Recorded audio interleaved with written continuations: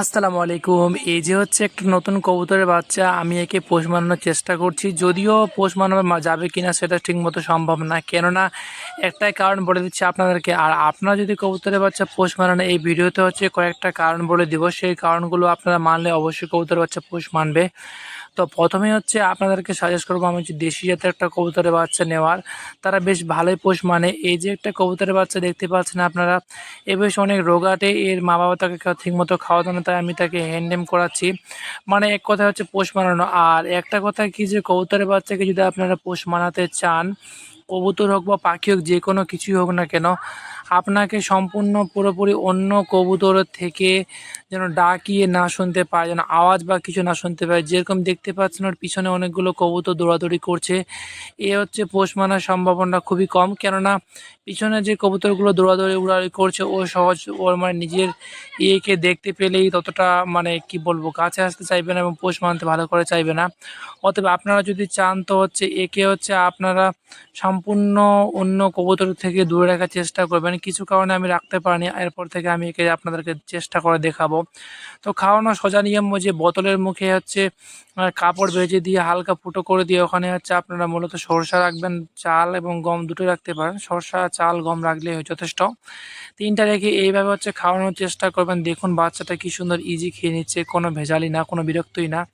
ওকে আমি খাওয়াইছি অনেক, ওই জন্য পেটটা অনেক ফুলফিল হয়ে আছে তাই।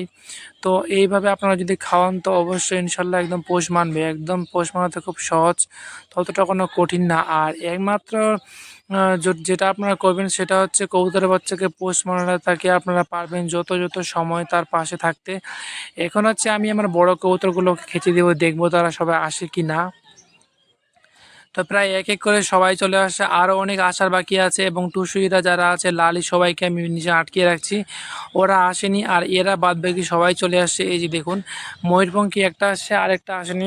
ওরা দুটো ময়ূরপঙ্খী আছে আমার, দুটোর মধ্যে একটা ময়ূরপঙ্খী এসেছে আর একটা ময়ূরপঙ্খী আসেনি। তো এখন ওরা সবাই খাচ্ছে। আর এই যে এই কবুতরের বাচ্চাটাকে আমি হাতে নিয়ে বসে আছি।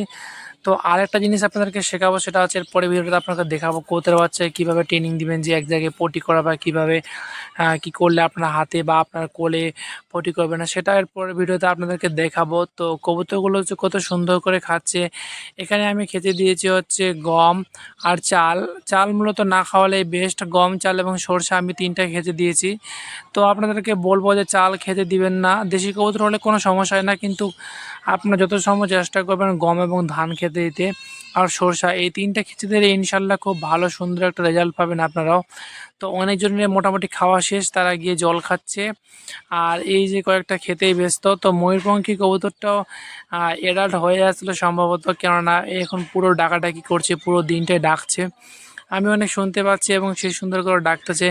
ইনশাল্লাহ অ্যাডাল্ট হলেই তাকে আমার উপরে যেই ছোটো বাচ্চাকে রাখছি আমার ঘরটাকে, সেই ঘরটাতে আমি রাখবো। এই যে ঘোরাঘুরি করছে এবং ডাকাডাকি করছে, এটা হচ্ছে নরটা। আর যেটা মাদি কবুতর সেটা হচ্ছে ওদের ওখানে, সেটা আসেনি।